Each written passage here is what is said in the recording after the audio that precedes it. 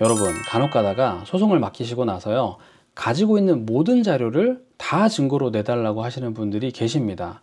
그런데 그건 그렇게 좋은 아이디어가 아니라고 저는 말씀을 드리고 있어요. 왜 그런지를 한번 제가 구체적으로 예를 들어 보겠습니다. 프란스 드 발이라는 사람은 영장류를 연구하는 사람이었어요. 그런데 그 사람은요, 침팬지도 과연 혐오감을 느끼는가라는 것을 알고 싶었대요. 그래서 어떤 실험을 했냐면 배설물 위에다가 침팬지가 좋아하는 음식을 놓아두었답니다. 그리고 나서 침팬지가 그걸 취하는지 안 취하는지를 확인을 했대요. 그런데 그 실험에서 침팬지는 배설물 위에 놓여진 맛있는 음식을 취하지 않았답니다.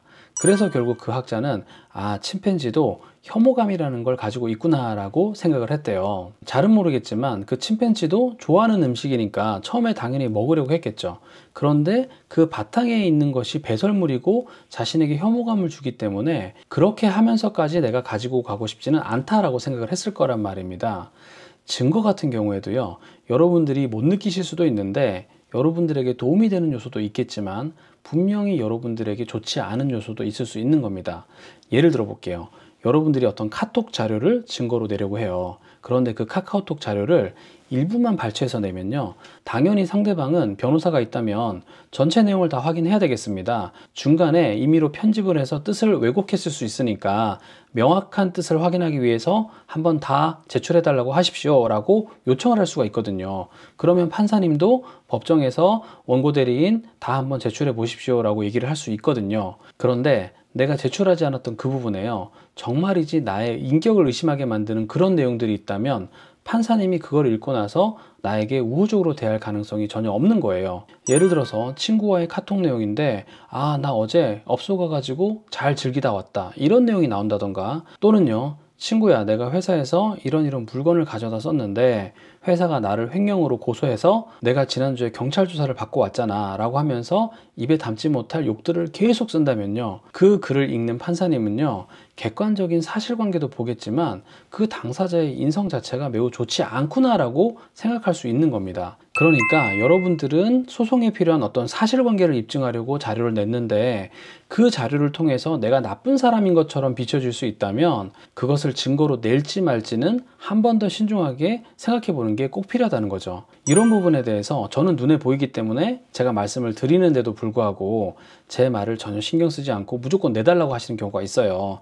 그럴 때는 저도 마지막에는 당연히 의뢰인의 뜻에 따라서 진행을 해드립니다. 그런데 그 자료가 없이도 분명히 요건 사실에 해당하는 부분을 입증할 수 있다면요, 저는 그런 자료는 제출하지 않을 것을 권유드리거든요. 이런 식으로 변호사의 도움을 받으실 수도 있다는 거 한 번쯤은 생각해 보셨으면 좋겠습니다.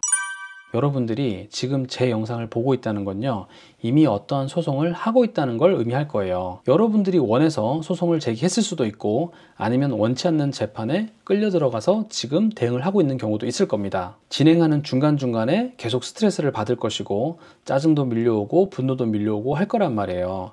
그런데 절대로 감정적으로 대응하지 않았으면 좋겠어요. 감정이 앞서면 실수가 나올 수밖에 없단 말입니다. 그러니까 냉정하게 여러분들의 상황을 파악하시고요, 지금이라도 변호사를 선임해야겠다라고 하면 즉시 변호사를 알아보시고요, 판사님이 이대로 가면 당신이 패소합니다 라고 넌지시 알려주셨다면요, 그대로 방치하지 마시고 적극적으로 대응을 하셔야 되는 겁니다.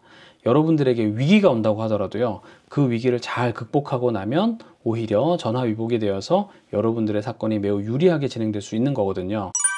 결론적으로 오늘의 이야기를 요약하자면, 여러분들이 수많은 자료를 가지고 있다고 하더라도요, 변호사와 함께 잘 고민하셔서 증거를 선별해서 도움이 되는 증거만 제출하셔서 승소의 발판으로 삼으셔라 라고 저는 말씀을 드리고 싶은 겁니다. 만약에 지금 여러분들이 혼자서 소송을 하고 있는데 저를 선임해서 그런 도움을 받고 싶다고 하면요, 언제든지 저는 환영이니까요, 제 사무실로 상담 문의 남겨주시기를 바라겠습니다. 저는 김주형 변호사입니다. 감사합니다.